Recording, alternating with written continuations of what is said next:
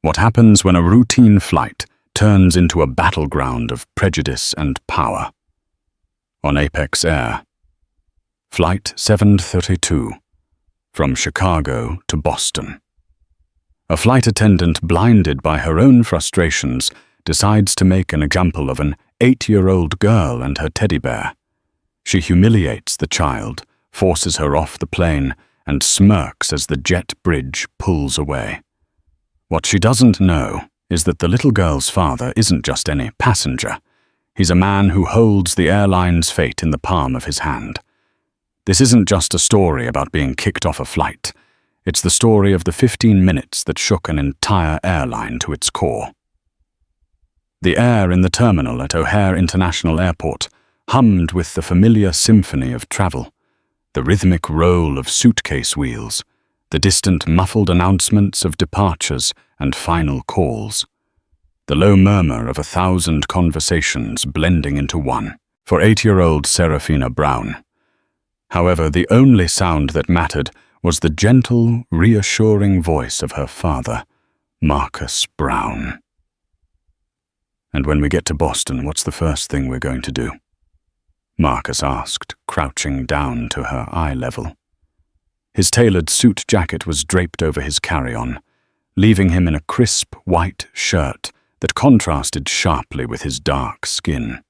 His eyes, usually carrying the weight of corporate boardrooms and multi-million-dollar contracts, were soft and focused solely on his daughter. Serafina clutched her travel companion, a well-loved, one-eyed teddy bear named Captain Barnaby, a little tighter. "We're going to see Dr. Albright," she recited, her small voice tinged with a clinical seriousness that belied her age. "That's right, sweet pea," Marcus said, his smile warm. "And after we see Dr. Albright and she tells us how strong your heart is getting, then what are we going to do?" A genuine, radiant smile finally broke through on Sarah's face. "The aquarium. To see the penguins." "To see the penguins," he confirmed, tapping her nose gently. "And we'll get the biggest ice cream cone they have. Deal?" "Deal," she giggled. This trip was not a vacation, though. Marcus did everything in his power to frame it as an adventure. Serafina had been born with a rare congenital heart defect. For years they had navigated a world of local specialists and cautious prognosis. But Dr. Ann Albright in Boston was a pioneer, the world's leading pediatric cardiac surgeon, and this appointment was the culmination of months of waiting, hoping, and praying. It was the potential start of a new, healthier chapter for his daughter, and nothing in the world was more important. Marcus Brown was a man accustomed to control. As the founder and CEO of Brown Dynamics, a titan in the field of aerospace and defense technology, his days were a meticulously scheduled ballet of high-stakes negotiations and strategic decisions. His company was a primary supplier of advanced navigational and communication systems to nearly every major airline in North America, including the one they were about to board, Apex Air. Brown Dynamics wasn't just a client, it was a cornerstone of Apex Air's operational infrastructure. Their contract, valued at over $50 million annually, was one of the airline's most significant corporate accounts. But here in the organized chaos of Gate C-26, he was not a CEO. He was just a single father whose universe revolved around the small, brave girl holding his hand. Her mother, his beloved wife, had been lost to a sudden illness 3 years prior, a tragedy that had reshaped his world and focused his entire being on protecting and cherishing Serafina. Boarding for Apex Air Flight 732 to Boston will now begin, starting with our first-class passengers and active-duty military personnel, a voice announced over the intercom. Marcus stood effortlessly, swinging his carry-on over his shoulder, and placing a steadying hand on Sarah's back. They were flying first class, a necessity he afforded not for luxury, but for the space and peace of mind it gave them, especially on these stressful medical trips. As they walked down the jet bridge, Sarah held Captain Barnaby out in front of her, making him fly through the air. "Look, Daddy, Captain Barnaby is flying the plane." Marcus chuckled. "He'd better let the real pilots handle it, or we might end up in Canada." Sarah giggled, the sound echoing in the enclosed tunnel. It was a sound of pure, untroubled joy. Marcus savored it, bottling it up in his memory. He believed in order in cause and effect, in a world where preparation and diligence yielded predictable results. He had prepared for every contingency on this trip, except for the one he was about to face. He had no idea that in a matter of minutes, the carefully constructed piece of their journey was about to be shattered by a storm of petty cruelty and prejudice personified by a woman standing just inside the aircraft door. The air inside the Boeing 737 was cool and sterile. A soft, welcoming chime played over the cabin speakers. As Marcus and Serafina stepped aboard, they were met by a flight attendant, standing with a stiff, almost regal posture at the entrance to the first-class cabin. Her name tag read, Brenda. She had blonde hair pulled back into a severe bun, and her smile was a thin, painted-on line that didn't reach her tired, cold eyes. Brenda Jensen was having a monumentally bad day, which was fast becoming a bad week, and in her private moments, she felt it was a bad life. She had been with Apex Air for 15 years, and just yesterday, she'd been passed over for the cabin lead position again. The promotion had gone to a younger attendant, someone Brenda felt lacked her experience and commitment to standards. The rejection stung, curdling into a bitter resentment that simmered just beneath her professional veneer. She saw the world through a lens of slights and injustices, a place where she was perpetually undervalued. "Welcome aboard," she said, her voice flat and devoid of warmth. Her eyes flickered from Marcus's face down to Serafina, and then lingered for a moment too long on Captain Barnaby. "Good morning," Marcus replied politely, guiding Sarah toward their seats 2A and 2B. "Sir." Brenda's voice cut through the air, sharp and commanding. "The child's item will need to be stowed for takeoff." Marcus paused. "Of course. She'll put him in her backpack under the seat once we're settled. She just likes to hold him while we board." He gave a placating smile, the kind he used to smooth over minor disagreements in the boardroom. Brenda's eyes narrowed. "Airline policy states that all large personal items must be stowed immediately upon boarding to ensure clear pathways. That thing is too large to be considered a small personal item."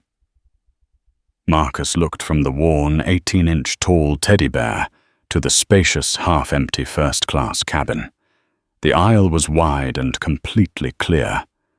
Brenda's objection was on its face, utterly absurd.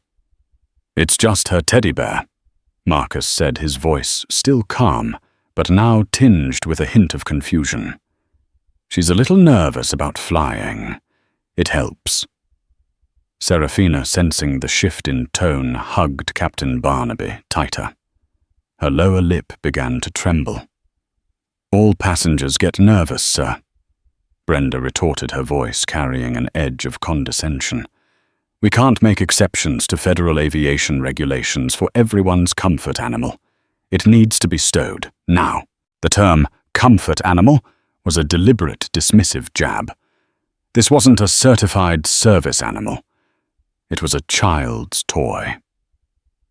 The other first-class passengers were beginning to take notice, their conversations quieting as they watched the unnecessary drama unfold.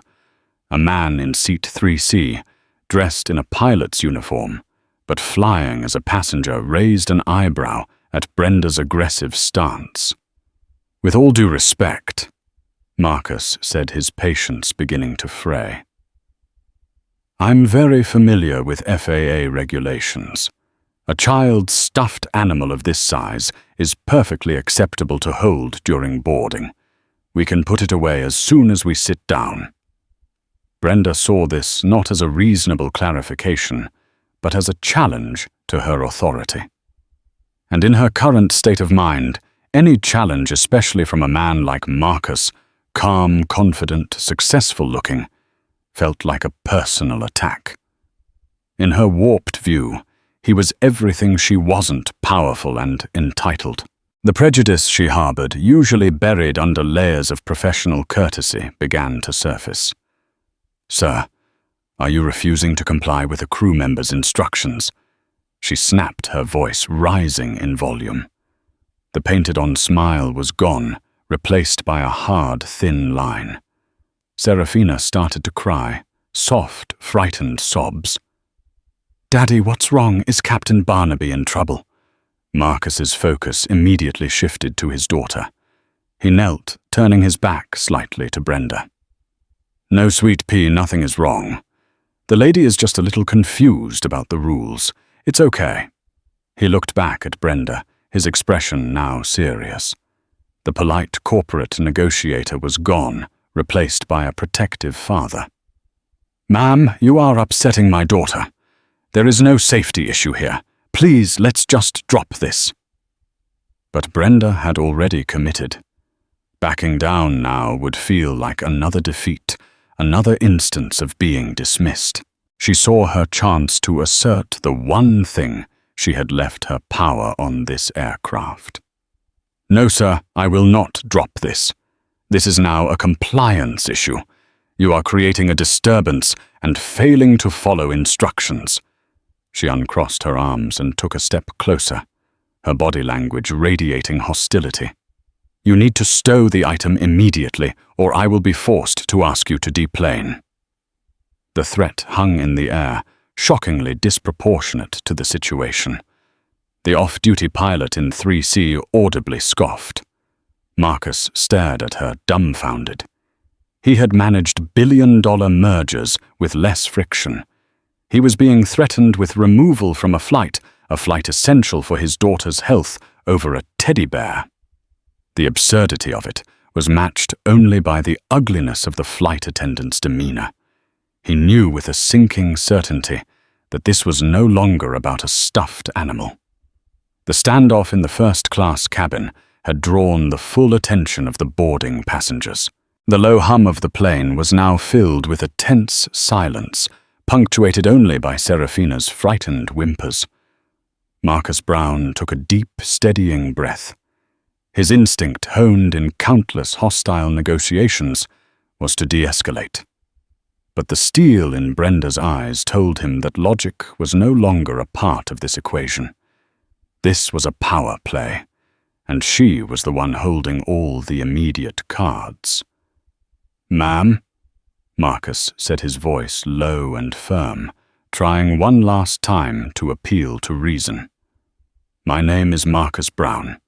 We are in seats 2A and 2B. This is my daughter, Serafina. We are flying to Boston for a critical medical appointment. I am asking you professionally to please stop this. You are creating a scene and traumatizing my child for no reason." Brenda's lips curled into a semblance of a smirk. The mention of his name and a critical medical appointment only reinforced her biased narrative. He was an important man who thought the rules didn't apply to him. "I don't care who you are, sir," she said, her voice dripping with venom.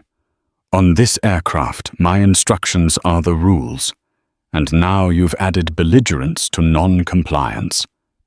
She turned on her heel. "I'm getting the captain." As she marched toward the cockpit, a woman in seat 1A, a lawyer named Sarah Connell, who was commuting home, leaned over. "This is outrageous," she whispered to Marcus. "Her behavior is completely out of line. I'm a witness to this." Marcus gave her a grateful but weary nod. His attention was on Sarah, who was now burying her face in his shirt, her small body shaking. "It's okay, baby.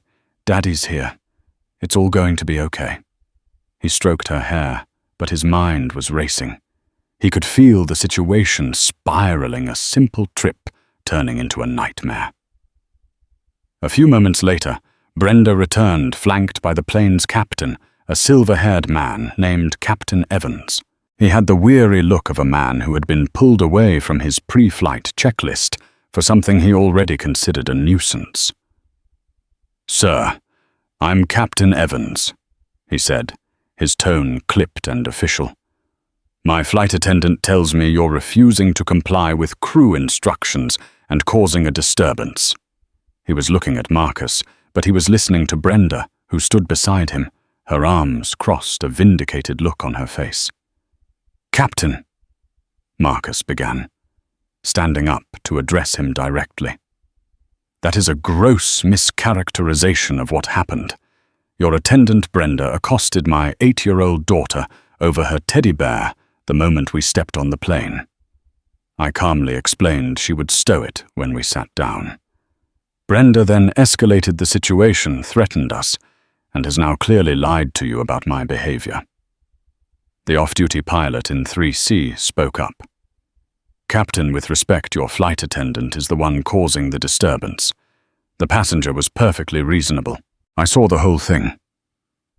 Captain Evans shot the pilot an annoyed glance. The unwritten rule was clear. You don't publicly contradict a fellow crew member in front of passengers. His face hardened. He was now dealing with a "he said, she said" situation and an interjection from another pilot which only complicated things. In these moments, protocol often dictated backing your crew to maintain order and authority. "I have to rely on the report from my crew on board." Captain Evans stated his decision made. "Brenda felt you were aggressive and non-compliant, creating a potential safety issue before we've even left the gate." Marcus stared in disbelief. "A safety issue over a stuffed animal?" "Captain, look at my daughter.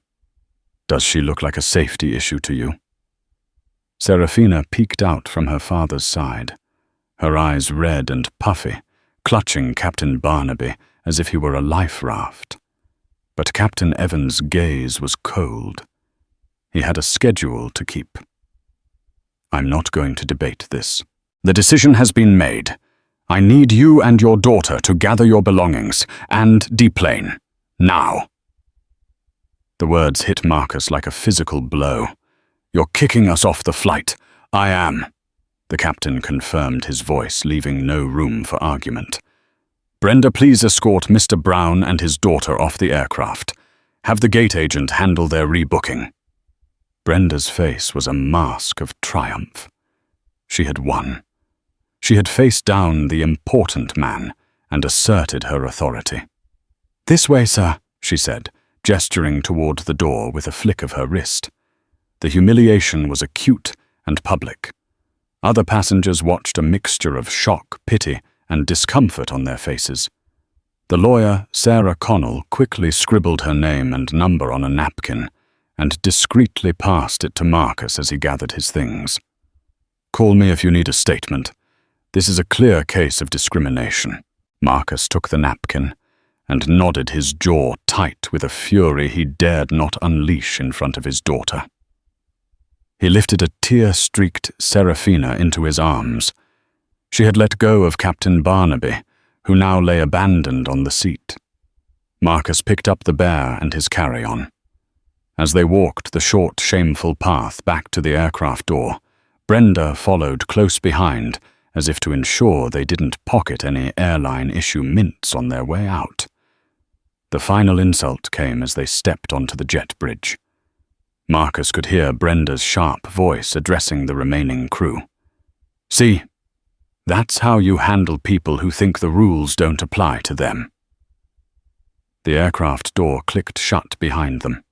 The mechanical whir of the jet bridge motors began as it started to pull away from the plane. They were alone in the tunnel, the sterile tube that was supposed to be a gateway to hope now feeling like a corridor of shame. Serafina began to sob uncontrollably, her small body racked with a grief too big for her to understand.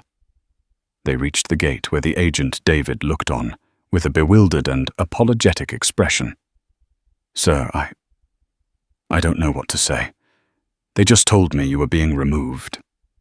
Marcus set Serafina down gently on a chair, ignoring the agent for a moment. He knelt before his daughter, wiping her tears with his thumb. The protective father was still there, his voice soft. "It's okay, sweet pea. We're going to fix this." But as he stood up and turned to face the window overlooking the tarmac, a different man emerged. The softness in his eyes was replaced by a hard fire. He watched as the ground crew prepared to push back Flight 732. The carefully controlled calm he had maintained was gone. The CEO of Brown Dynamics had taken over. They had humiliated his daughter. They had jeopardized her health. They had picked a fight with the wrong man. He pulled out his phone, his hall. The time was 10:17 a.m. 15 minutes. He was about to show Apex Air the true meaning of the word consequence. The world outside the terminal window continued its inexorable rhythm. A baggage cart zipped by. A fuel truck lumbered away from another aircraft. Flight 732. The vessel of their humiliation sat there, its engines beginning to whine, its navigation lights blinking with imminent departure. For Serafina, it was a symbol of rejection. For Marcus Brown, it was now a target. He looked at his phone's contact list, scrolling past senators, generals, and tech billionaires. He stopped at a single entry, Anya Petrova, his executive assistant. He pressed the call button. She answered on the first ring. "Mr. Brown, is everything all right? I thought you'd be in the air by now." Anya's efficiency was legendary. She monitored his travel schedule as if it were a military operation. "We're not in the air, Anya. We've been removed from the flight," Marcus said, his voice dangerously calm. It was a tone Anya had heard only twice before, both times preceding a corporate decapitation. "Removed on what grounds?" she asked, her voice instantly shifting from administrative to crisis management mode. "On the grounds that my 8-year-old daughter's teddy bear was a compliance issue. I'll give you the details later. Right now, I need you to do 2 things. First, get me Robert Harrison on the phone. Not his assistant, not his chief of staff. Get him. Tell him it's a Code Indigo." Code Indigo was a term they had devised for situations of extreme, time-sensitive urgency that directly threatened the interests of Brown Dynamics. It had never been used before. Anya didn't question it. "Understood. And the second thing? I want you to pull up the Master Services Agreement between Brown Dynamics and Apex Air. I want the exact value of the current contract. The termination clauses and the names of every board member I have a personal relationship with. Have it ready in 5 minutes." "It will be ready in 2, Anya replied. The line went dead. Marcus looked at Serafina, who was now quietly watching him. Her tear-filled eyes wide with confusion. He gave her a reassuring wink, a silent promise that the world was about to be set right. He then turned his attention back to the gate agent, David, who was fidgeting nervously. "Son," Marcus said, his voice resonating with an authority that made the young man stand up straighter. "What's your name?" "David, sir. David Chen." "David, I need you to listen to me very carefully. Do not rebook us on another flight. Do not touch our reservation. I am about to have a conversation with your CEO, and I expect that in approximately 10 minutes that plane," he pointed to Flight 732, "will be returning to this gate." David stared at him, his mouth slightly agape. He thought the man was either crazy or powerful on a level he couldn't comprehend. He wisely chose to remain silent and nod. Marcus's phone buzzed. It was Anya. "Mr. Harrison is on the line," she said, and patched the call through. Marcus Anya said it was a code indigo. What in God's name is going on? Is there a security breach? A system failure? The voice belonged to Robert Harrison, the CEO of Apex Air. A man Marcus knew from industry conferences and tense contract negotiations. "Hello, Robert," Marcus said, his voice glacial. "The breach is with your personnel on Flight 732 out of O'Hare.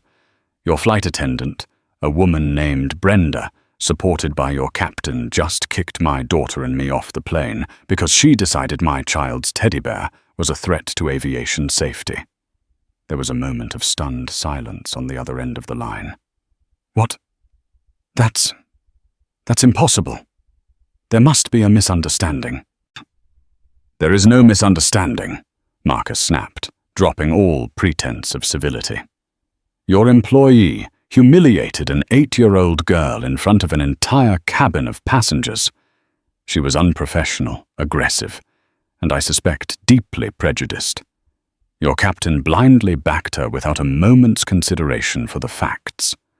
We are flying to Boston for a consultation with a pediatric cardiac surgeon, a fact I made clear in a final attempt to appeal to their humanity. It made no difference." He could hear Robert Harrison breathing heavily, the implications starting to dawn on him. "Marcus, I am so sorry. This is unacceptable. I'll get to the bottom of it immediately. We'll get you on the next flight out first class on us, of course." "Robert, stop talking."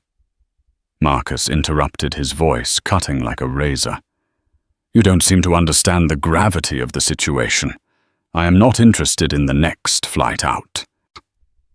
My daughter is distraught, our schedule is critical, and my patience is gone. Here is what is going to happen. As of this moment, Brown Dynamics is freezing all payments to Apex Air. Furthermore, our legal team will be reviewing our master agreement for termination due to breach of service standards." He could hear a sharp intake of breath. "Marcus, you can't be serious.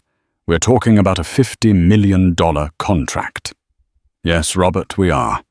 And I am dead serious," Marcus said, walking to the window. The tug was now attached to the plane's nose gear. "However, you have one chance and one chance only to begin to rectify this.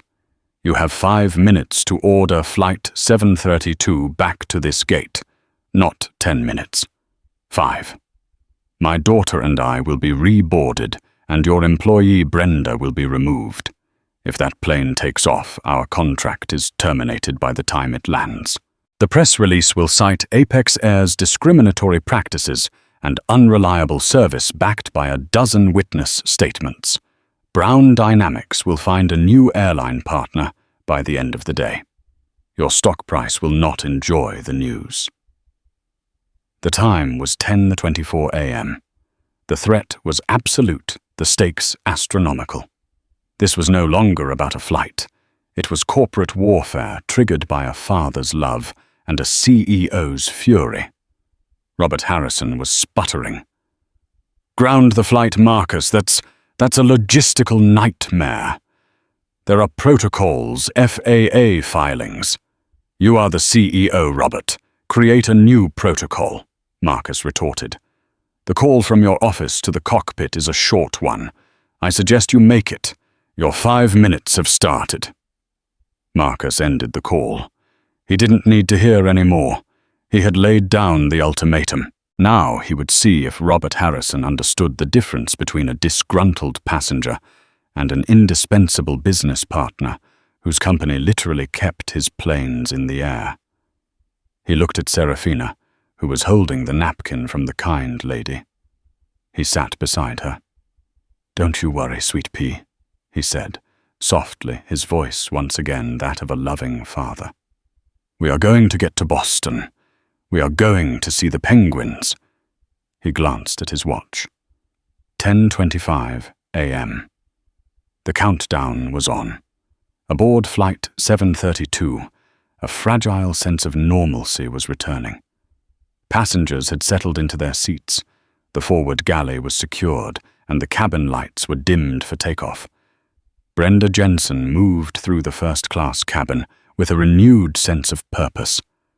She felt a grim satisfaction. She had enforced the rules, removed a problem, and demonstrated her authority. The captain had backed her. For the first time in a long while, she felt a sliver of control. "Cabin crew, prepare for pushback." Captain Evans' voice came over the intercom, crisp and routine. Brenda took her jump seat, buckled herself in, and allowed herself a small, triumphant smile. She glanced out the window at the terminal, imagining the arrogant man and his crying child, trying to figure out their next move. It served them right. Then something unusual happened. The low whine of the engines, which had been spooling up, suddenly decreased in pitch. The gentle lurch of the pushback tug never came. A few passengers murmured, looking out the windows. In the cockpit, Captain Evans was frowning at his console. "Tower Apex 732, we're holding position. Any update on our departure slot?" "Apex 732, stand by." The voice from air traffic control crackled back. "We have a message being patched through to you from your airline's central operations." That was highly irregular. Central operations almost never contacted a flight directly on the taxiway, unless it was a major emergency, a security threat, a catastrophic weather event, or a critical maintenance issue. A second radio channel opened with a new frantic voice. It was the shift manager from Apex Air's main operations center in Dallas. "Apex 732, this is Ops. Abort takeoff preparations. I repeat, abort all takeoff preparations. Return to gate C26 immediately." The first officer, a younger man named Mike, looked at the captain in shock. "Return to the gate, sir. On what grounds?" "Just follow the instruction, Apex 732. The voice from Ops commanded a clear note of panic in it. "This is a Red Alpha directive directly from the CEO's office." Red Alpha was a designation neither pilot had ever heard in a real-world scenario. It was reserved for the kind of corporate emergency that superseded all normal procedure. Captain Evans felt a cold knot form in his stomach. This couldn't be a coincidence. It had to be about the passenger he'd just kicked off. But how? "Ops, this is Captain Evans. Can you give me a reason for this order?" He demanded, his authority now being challenged from above. "The reason, Captain," the voice said, strained and sharp, "is that you just removed a man named Marcus Brown from your aircraft. Apparently Mr. Brown is Brown Dynamics, our $50 million a year navigation and systems partner. The CEO, Robert Harrison, is on a warpath, and he wants your plane back at that gate yesterday." The silence in the cockpit was deafening. The first officer slowly turned to look at Captain Evans, whose face had gone pale. Brown Dynamics. The name was plastered all over their most advanced avionics equipment. They weren't just a client, they were integral to their entire fleet. He had just ejected a man who could cripple the airline with a single phone call. And he had done it on the word of Brenda Jensen over a teddy bear. "Tower Apex 732. Captain Evans said, his voice now sounding strained and hollow. "We are cancelling our current taxi instructions. We are returning to gate C26.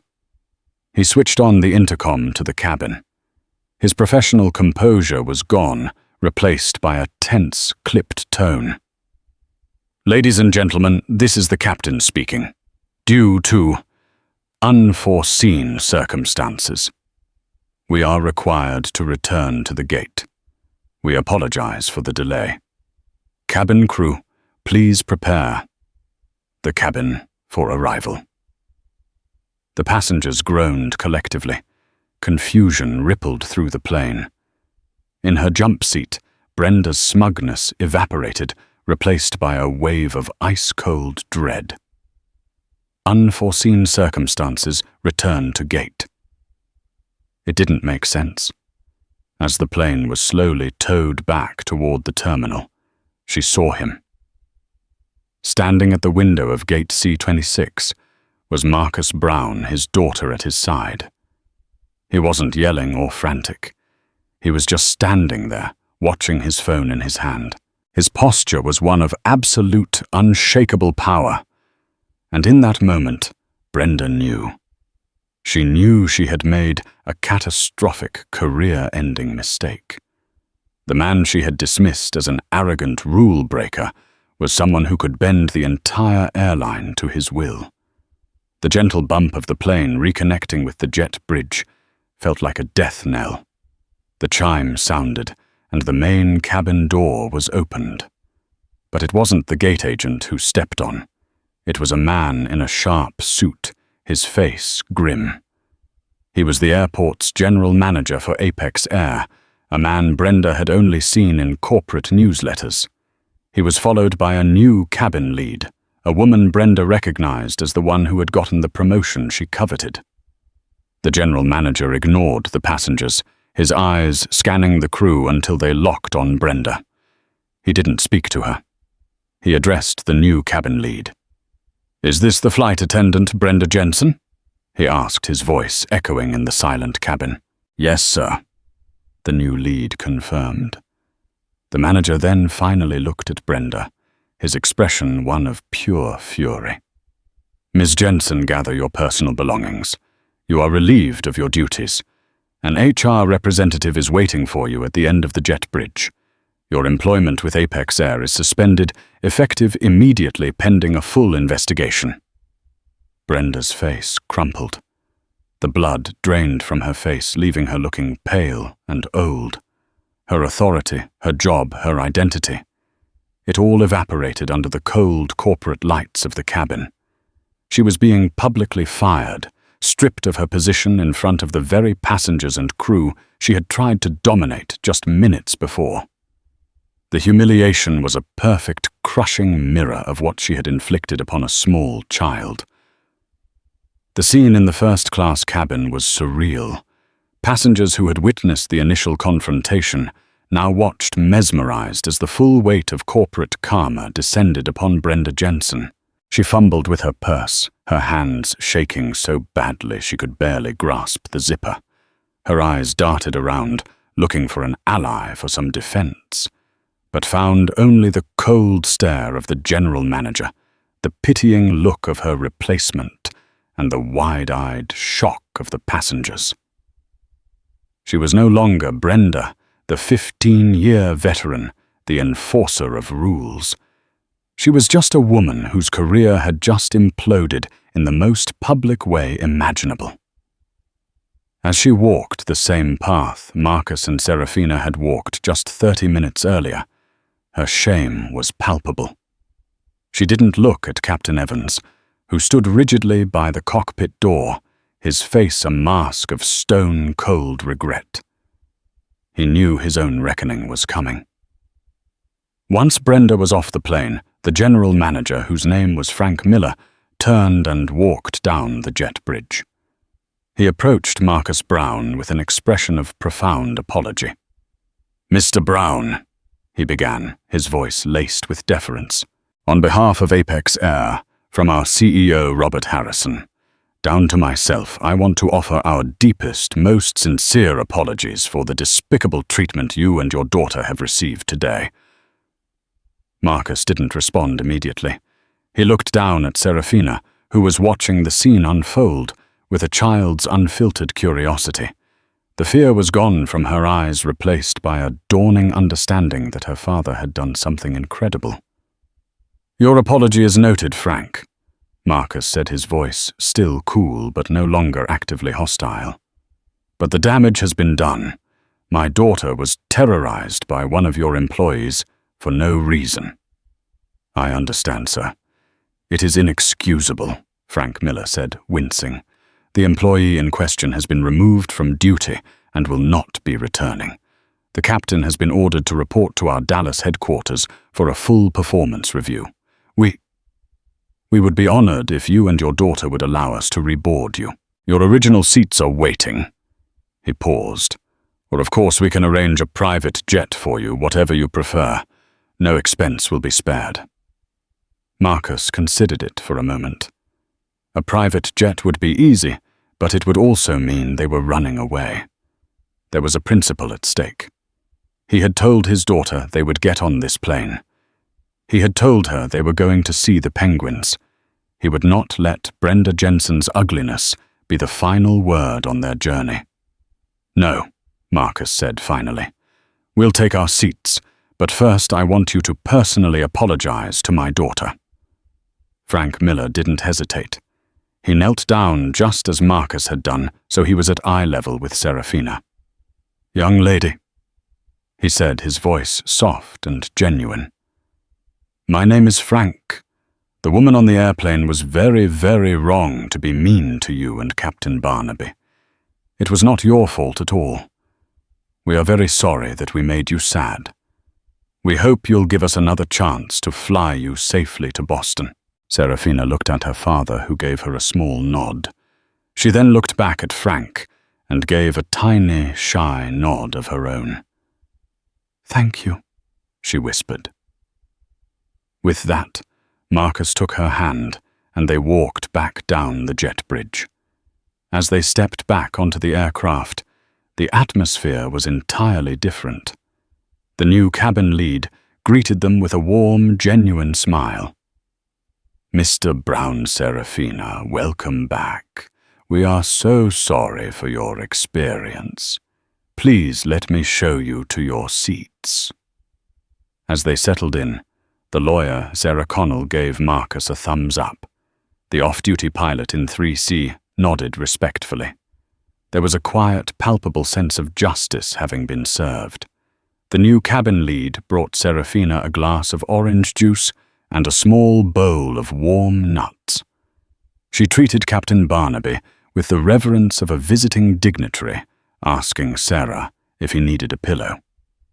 The plane finally pushed back from the gate, this time for good. As it climbed into the sky, Marcus looked out the window, the city of Chicago shrinking below. He had won. He had protected his daughter and held a massive corporation accountable. But the victory felt heavy. He hadn't wanted this fight. He had been forced into it. The hard karma, however, wasn't done yet. For Brenda Jensen, her suspension was a brief formality. By the time Flight 732 landed in Boston, the internal investigation was complete, bolstered by statements from Sarah Connell, the off-duty pilot, and half a dozen other passengers. She was fired via email for gross misconduct and violation of the company's code of conduct. The union refused to fight for her, given the egregious nature of the incident and the high-profile passenger involved. She was blacklisted in the industry. Her 15 years of service were reduced to a cautionary tale whispered in crew lounges. For Captain Evans, the consequences were less public, but just as severe. He was demoted to first officer and relegated to flying domestic short-haul routes for a year, a deep humiliation for a senior captain.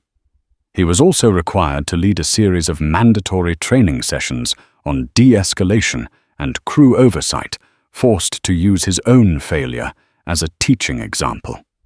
The ripples spread. The story inevitably was leaked. The landing at Boston Logan was smooth, a stark contrast to the turbulence of their departure from Chicago. For Marcus and Serafina, the city welcomed them with the crisp air of a New England autumn. But as they stepped into the terminal, they walked unknowingly into the eye of a storm they had created. Marcus's phone, which he had switched on after landing, began to vibrate with an intensity he had never experienced. It didn't buzz. It seemed to scream, a ceaseless tremor of notifications from news alerts, emails, and text messages. The story had not just leaked, it had hemorrhaged into the public domain. A passenger on Flight 732, the off-duty pilot from Seat 3C, had anonymously tipped off an aviation blogger. From there, it was wildfire.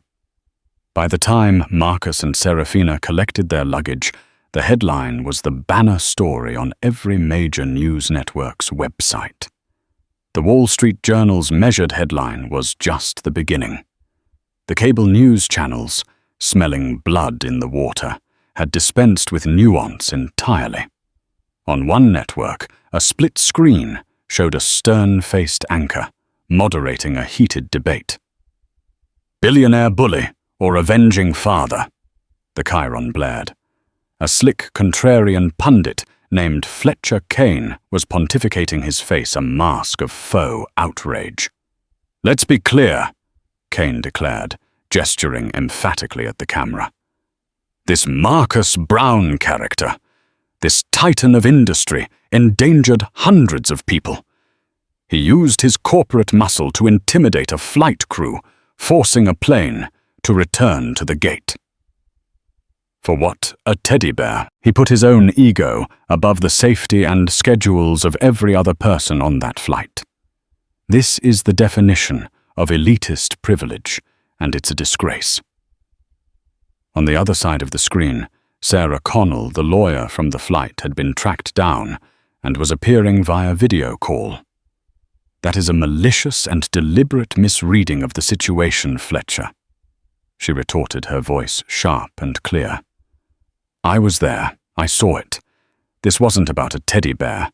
It was about a flight attendant, Brenda Jensen, who chose to racially profile and bully an 8-year-old child.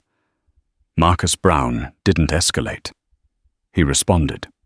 He used the only language a corporation like Apex Air understands: money and power. He didn't endanger anyone. He exposed a rot within that airline's culture." The battle lines were drawn. #Team Brown and #Ground the Elites trended simultaneously on Twitter. Memes appeared: Captain Barnaby the teddy bear, photoshopped into a pilot's hat, facing off against a caricature of Brenda. The world was debating his actions, but Marcus had a more important priority. He managed to get them to the hotel without being accosted, shielding Sarah from the television screens in the lobby. In their suite, he turned off all the electronics and focused on her. They ordered room service, built a pillow fort, and for a few hours the outside world ceased to exist. But later that night, after Sarah was asleep, clutching Captain Barnaby in the safety of her bed, Marcus stood by the panoramic window, looking out at the lights of Boston. His phone lay on the table, still buzzing sporadically. He felt the weight of his decision. He had protected his daughter, but in doing so, he had thrust her name, her image, and her story into a vicious public arena. He felt a pang of regret, not for the act itself, but for the loss of the quiet, private life he had fought so hard to maintain for her. The next day, during their visit to the aquarium, the reality of his new fame intruded. As Serafina stared mesmerized at a massive sea turtle gliding through the water, Marcus noticed a family nearby, whispering and pointing at him. He subtly turned away, trying to shield Sarah, but the spell was broken. The sanctuary he had tried to create was no longer impenetrable. Meanwhile, at the Apex Air corporate headquarters in Dallas, the atmosphere was one of pure pandemonium. In the main boardroom, CEO Robert Harrison was enduring a brutal assault from his board of directors. 7%, Robert, bellowed a portly board member named George Franklin, slamming his hand on the polished mahogany table. Our stock dropped 7% in a single day, because one of your flight attendants had a power trip. How do you let this happen? We are handling it. George, Robert said, trying to project a calm he did not feel. The employee has been terminated. The captain has been disciplined. That's not enough. Another board member, A sharp woman named Eleanor Vance interjected. "The narrative is out of our control. We're being painted as a racist, incompetent organization. Brown is threatening to pull the contract our pilots' union is demanding a statement defending the crew, and the media is eating us alive. We need more than a scapegoat. We need a new story." It was a young, ambitious VP of Communications, Maria Flores, who saw the opening. "We can't fight the story," she said, speaking up from the side of the room. "So let's own it. We don't apologize for the incident. We use the incident as a catalyst for change. We launch a company-wide initiative, a complete cultural overhaul, mandatory anti-bias training, new de-escalation protocols, a public commitment to be the most inclusive airline in the world. We make this our come to Jesus moment." Robert Harrison leaned forward, intrigued. "Go on." "And we name it—" Maria paused for dramatic effect. After the little girl. "We call it the Serafina Initiative. It's not just it's a promise. It makes her the face of our redemption, not our failure. It honors her, which makes it nearly impossible for Brown to refuse to work with us." It was a cynical masterpiece of corporate strategy, yet it held the seed of genuine progress. Robert Harrison saw the brilliance immediately. It was the only move he had left. He made the call to Marcus Brown that evening. "Marcus," he began, his voice humbled, "I know words are cheap right now, but I need you to know that what happened on Flight 732 has triggered a profound moment of reflection for us here at Apex." He laid out the plan for the initiative, culminating with the proposed name. Marcus was silent for a long time, listening to the CEO's carefully rehearsed speech. His first instinct was to refuse to reject the corporate appropriation of his daughter's trauma.